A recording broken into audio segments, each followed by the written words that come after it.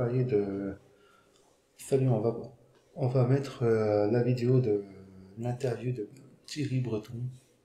On va écouter qu'est-ce qu'il a dit. Qu'est-ce qu'il a dit ce matin à 6h. Enfin, à 8h30, on va dire. On va écouter. Il est 8h32 sur BFM TV et RMC, et au lendemain de ce revirement, certains diraient de cette reculade de Donald Trump, mon invité est l'un des Français et l'un des Européens qui le connaît le mieux. Bonjour Thierry Breton. Bonjour. Vous connaissez parfaitement le président américain parce que vous avez eu à le pratiquer lorsque vous étiez commissaire européen au marché intérieur, dans un contexte d'ailleurs très similaire à celui d'aujourd'hui. Il menait une autre guerre commerciale avec la Chine, et vous nous direz ce que vous pensez de cette décision cette nuit de lever pour 90 jours la politique massive de taxes qu'avait décidé le président américain. Est-ce que vous êtes soulagé? Est-ce que vous êtes toujours inquiet? Mais avant cela, je voulais vous entendre sur ce qui fait scandale ce matin, ce qui est possiblement l'un des délits d'initiés publics auxquels on a pu assister. J'explique rapidement pour ceux qui nous écoutent. Hier à 19h18, Donald Trump annonce donc sa décision de suspendre les droits de douane XXL qu'il avait décrétés pour tous les pays.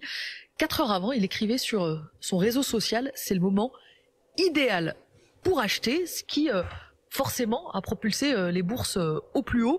Est-ce que pour vous, hier, il y a eu manipulation de cours boursiers par Donald Trump? On peut pas dire ça, on verra bien. Ce qui peut en revanche sembler surprenant pour les observateurs, c'est que cette décision, qui a eu un impact absolument massif sur les marchés, songez que en l'espace de quelques heures, le Nasdaq, l'indice phare de la bourse de New York, notamment pour les valeurs technologies, est passé de pratiquement 0 à plus 12%. C'est du jamais vu en cours de séance. Donc ce qui interroge évidemment, c'est le fait d'avoir cette annonce alors que les marchés américains sont ouverts. Généralement, lorsque l'on fait une annonce dont on sait qu'elle va avoir un impact sur les marchés, on attend que ceci soit fermé. Pourquoi ne pas avoir attendu 3 heures de plus que les marchés soient fermés?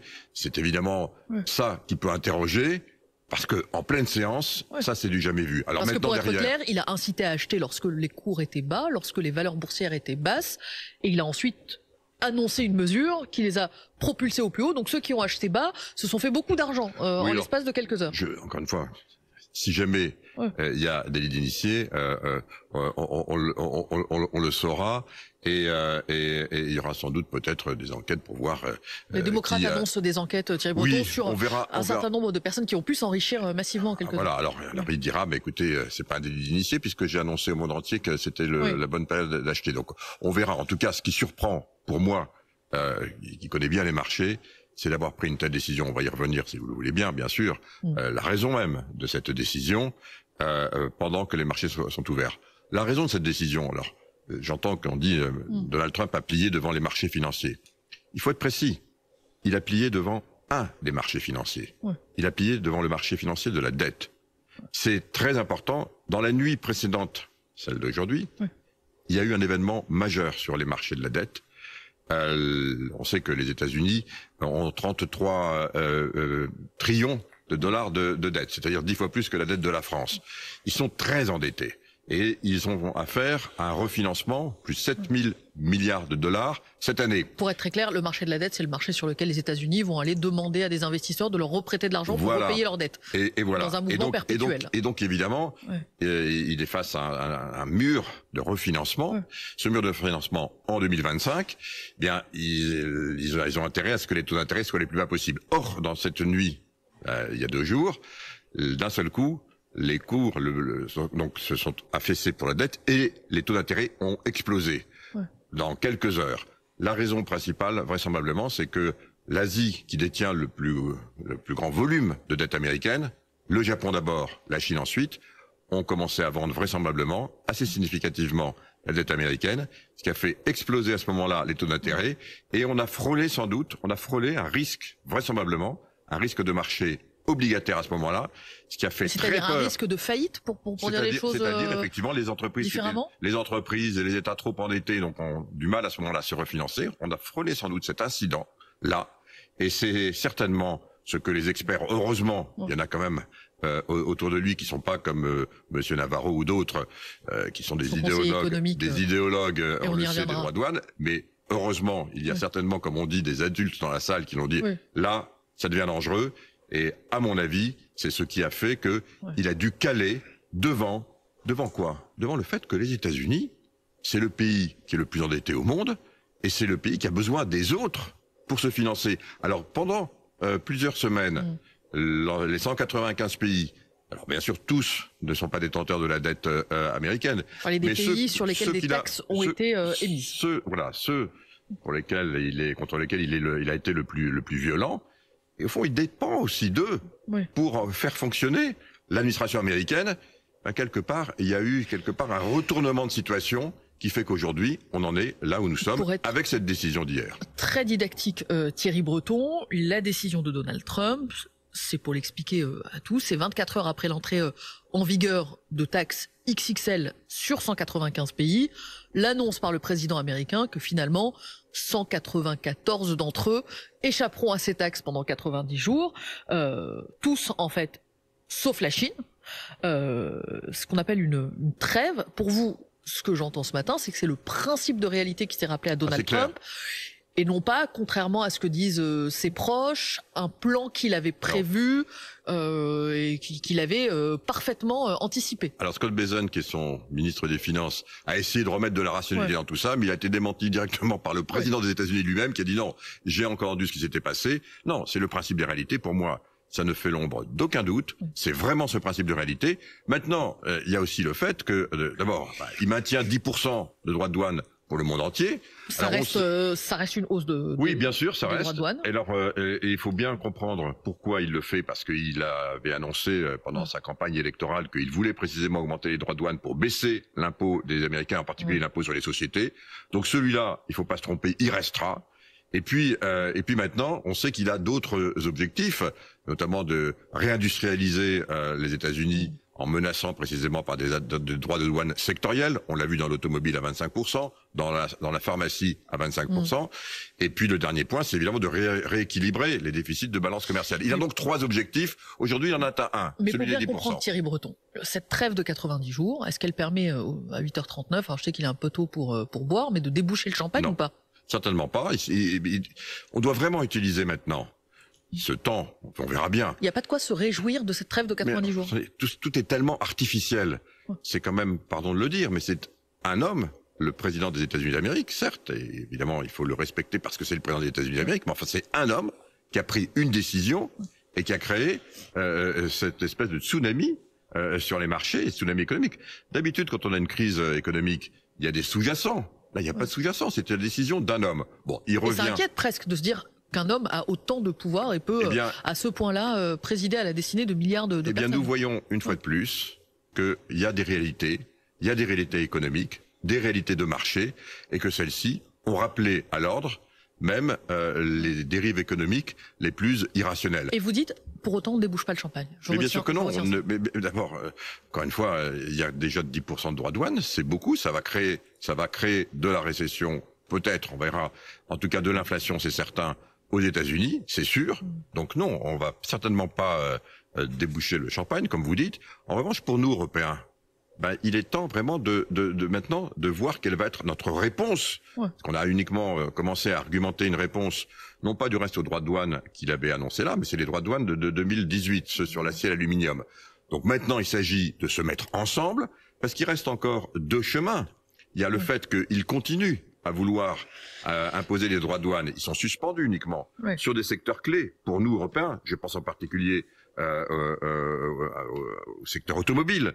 On va voir ce qui se passe aussi pour le secteur de la santé. Ce sont des secteurs très importants pour nous. Il veut, à travers ces négociations-là, je mets des droits de douane très élevés, revenez me voir d'un point de vue sectoriel pour investir chez moi. Donc là, il faut qu'on s'organise. Et puis, il y a le 3e volet qui, lui, n'est pas encore... Il faut qu'on s'organise, pardon Thierry Breton. Il faut qu'on s'organise, ça veut dire répliquer ou négocier? Pour moi, c'est vraiment la négociation. Et je pense qu'il faut négocier. Il l'a dit du reste, il a ouvert un guichet de négociation.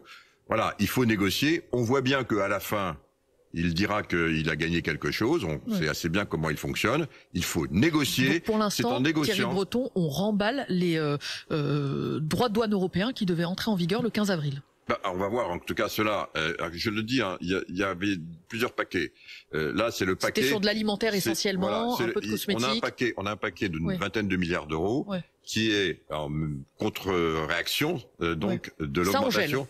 Ça, pour l'instant, ça a été lancé, celui-là. Alors, il se met maintenant en place de façon très progressive. Il y en a effectivement en avril, il y en aura en cours de l'année, il y en aura jusqu'à la fin de l'année. Bon, celui-là, il est mis en place, mais ça, c'est pour réagir à l'acier, à l'aluminium. Pour le reste, je crois que ce qui est très important, c'est de se mettre ensemble.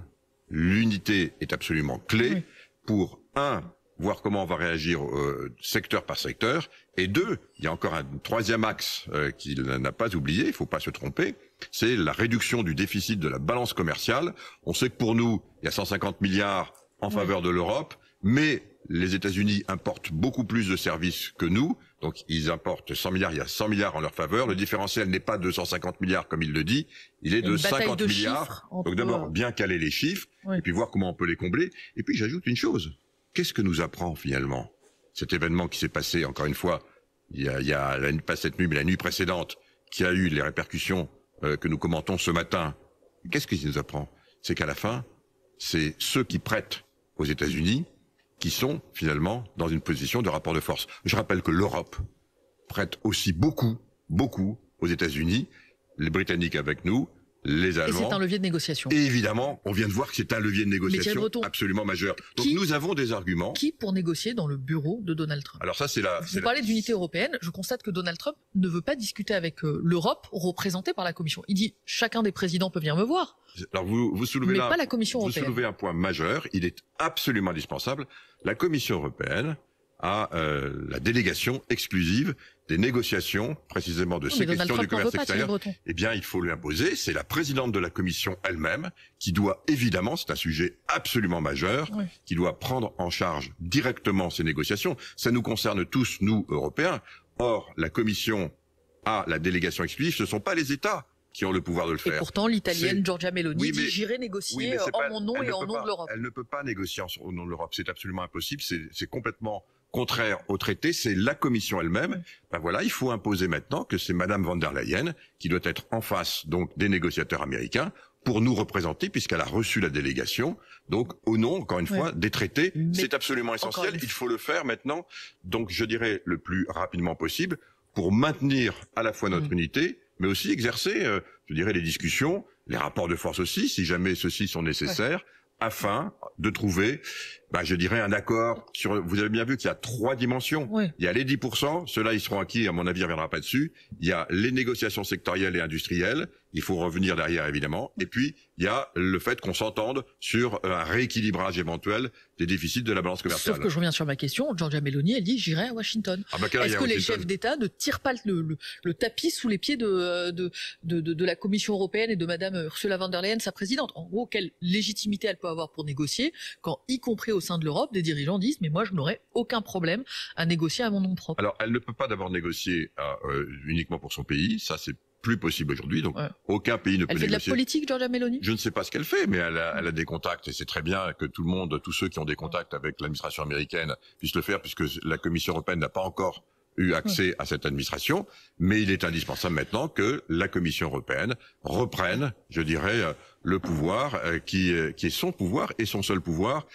C'est pas Monsieur Orban qui pourra négocier en notre nom, c'est pas Madame Meloni et c'est pas non plus Monsieur Friedrich Merz, le nouveau chancelier. C'est la Commission qui est, elle, à la fois la gardienne des traités, mais qui a cette, je dirais, ce mandat exclusif. Dans la corbeille de la mariée, si j'ose dire, Thierry Breton, est-ce qu'il peut y avoir les normes européennes? C'est ce que dit Donald Trump. Il dit les Européens, ils ne mettent pas de taxes, mais enfin, ils mettent d'autres barrières. Oui, les alors normes ça fait partie sur le numérique. Voilà, sur l'agriculture. Voilà, ça fait partie de ce fameux 3e volet que je décrivais tout à l'heure rapidement pour vos auditeurs ce matin, c'est-à-dire celui donc de rééquilibrer, je dirais, les déficits de balance commerciale. Là, il faut être très ferme. Il y a des principes qui sont intangibles pour nous Européens. On ne négocie pas, on ne touche pas à notre intégrité territoriale. Suivez mon regard pour le Groenland, et on ne touche pas à notre intégrité démocratique. Ces normes, comme vous dites, ce sont des lois. Elles ont été votées par nos instances démocratiques. Elles ont été votées par le Parlement européen. Votre recommandation, c'est on n'y touche pas. Mais c'est pas possible. On peut pas y toucher puisque ce sont des lois.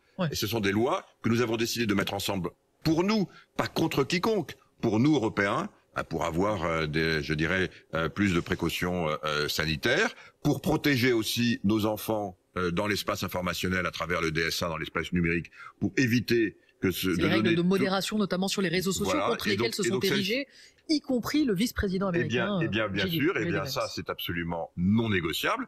Le reste, on pourra parler. Mais voyez-vous, ce qui est très important, c'est que maintenant l'Europe prenne ce temps pour vraiment se mettre en mouvement et de façon, à la fois, encore une fois, sans surenchère, on a vu que ça mène à rien, mais de façon déterminée. Est-ce qu'il y a un risque, et à combien vous l'évaluez, que ces discussions échouent? 90 jours, c'est long, c'est court en même temps. Alors 90 jours, c'est long, et c'est très long pour Donald Trump. Je rappelle, ça fait pas 90 jours qu'il est en place, et pourtant il s'en est passé des choses. On verra d'abord si les équipes d'aujourd'hui seront celles dans 90 jours. Personnellement, vous pensez qu'il peut changer d'entourage? Personnellement, je pense que ce n'est pas du tout impossible. On va voir du reste après ce mouvement, ce changement de posture absolument sidérant. On verra du reste si toutes les équipes restent en place. Moi, j'ai quelques doutes, mais on verra bien. Et donc, on sent bien qu'il va y avoir sans doute une inflexion avec un principe de réalité. Je le rappelle ce matin à votre micro, le vrai principe de réalité pour Donald Trump, c'est évidemment la dette américaine. Et ça, c'est un sujet absolument essentiel. Derrière, il y a évidemment tout ce qu'il a voulu annoncer, y compris pour réindustrialiser les États-Unis. Mais le dollar, dont il estime qu'il est trop élevé, la nécessité d'aller demander aux marchés financiers et donc aux autres pays de racheter. Il va émettre 7 trillions, c'est-à-dire un montant considérable, dans les mois qui viennent, pour refinancer la dette américaine. Ben voilà, finalement, tout le monde a aussi ses faiblesses, y compris les États-Unis d'Amérique, dans ce gigantesque bras de fer qu'elle a engagé avec le monde entier. Il n'en reste plus qu'un maintenant. Et c'est peut-être le point que je veux peut-être souligner à ce stade, la Chine. Avec la Chine. Et avec le risque de voir déferler en Europe des excédents chinois. Pardon, Thierry Breton, mais je pense à ceux qui nous écoutent, patrons de petites entreprises, cadres, salariés qui s'inquiètent en disant mais qu'est-ce qui va advenir de nous? Qu'est-ce que peuvent faire les entreprises françaises dans ce contexte de guerre commerciale avec la Chine qui aura des conséquences sur la France et avec, vous l'expliquez, des droits de douane à 10%, à peu près 3 fois plus que ce qui était prévu, peut-être même 4 fois plus que ce qui existait jusqu'ici, et qui vont avoir des conséquences. Elles doivent faire quoi, les entreprises pour la France, j'allais dire, tant mieux, et là, ça c'est assez peu, parce que c'est uniquement 1,5% de notre PIB qui est exporté aux États-Unis. On n'exporte pas beaucoup, donc il y aura Quand on voit la panique qui s'est emparée des milieux économiques français, il y aura des conséquences. Il y aura peu d'impact, très peu d'impact, évidemment. À 10%, vraiment très peu d'impact en France. Vous avez vu que on estime à 0,2 points de PIB sur la croissance. Elle n'était plus à 0,9 attendu, mais maintenant à 0,7. Je pense que l'impact pour nous en Europe sera faible, et en particulier dans pour le secteur nous. automobile, c'est 10 000 emplois. Ensuite, effectivement, d'un point de vue sectoriel, là, il y a globalement au niveau des pays, c'est pour ça qu'il faut entamer tout de suite, ce que je vous disais tout à l'heure, des négociations sectorielles dans le domaine de l'automobile, dans le domaine de la pharmacie, si celui-ci est potentiellement taxé à 25%. Ça, c'est très important de discuter. Et je reviens juste à un point sur la Chine. Aujourd'hui, avec des droits de douane à 125%, c'est clairement un embargo qui vient de décider. Alors, il pouvait plus lutter contre le monde entier non plus. Donc, il décide de lutter uniquement contre la Chine. C'est ça aussi la décision d'hier. Mais lutter contre la Chine, c'est créer donc un embargo. C'est ce qu'il a fait. Donc, des produits chinois vers les États-Unis d'Amérique. Or, beaucoup d'entreprises américaines, un nombre très important, dépendent de la Chine pour leur chaîne de valeur.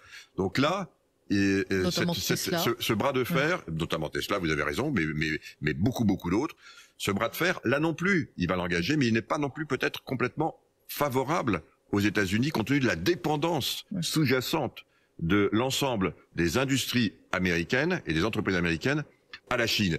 Donc on va voir ce qui va se passer. Il n'est pas impossible du reste qu'on ait besoin d'avoir aussi des personnes pour négocier. C'est là où l'Europe, me semble-t-il, devrait jouer tout son rôle, y compris pour discuter, puisque maintenant il y a ce bras de fer entre la Chine et l'Europe, cette confrontation. Médiateur entre et oui, l'Europe doit aussi savoir Washington. jouer ce rôle de médiateur. C'est sans doute une voie, mais là, il faut évidemment le leadership pour le faire. C'est très important, me semble-t-il. Il y a une fenêtre et une nécessité pour l'équilibre mondial. Thierry Breton, vous avez été commissaire européen, vous avez été ministre de l'économie, vous avez été un grand chef d'entreprise. Aujourd'hui, vous seriez un grand chef d'entreprise français aux manettes. Est-ce que vous suspendriez vos investissements aux États-Unis compte tenu de l'imprévisibilité de Donald Trump? Quand on prend des décisions d'investissement, on les prend pas en un claquement de doigts et ça prend beaucoup de temps. Donc beaucoup d'entreprises ont décidé d'investir aux États-Unis. Elles vont pas suspendre ces décisions. En revanche, ce qui est important, c'est peut-être qu'on se mette tous ensemble et secteur par secteur, ceux qui ont décidé d'investir, pour dans les discussions qui vont avoir lieu, donc dans les semaines qui viennent, sectorielles, eh bien, on pèse tout le poids de l'Europe pour précisément infléchir ces droits de douane qui demeurent encore des épées de Damoclès dans les 90 jours que nous avons devant nous. Merci Thierry Breton, il est 8h52 sur BFM TV et RMC. Dites-moi dans les commentaires si la vidéo vous plaît. Mettez-moi des pouces. Abonnez-moi à ma chaîne Twitch, TikTok, Instagram et YouTube. Mettez la cloche pour ne rien rater. Et je vous dis à la prochaine.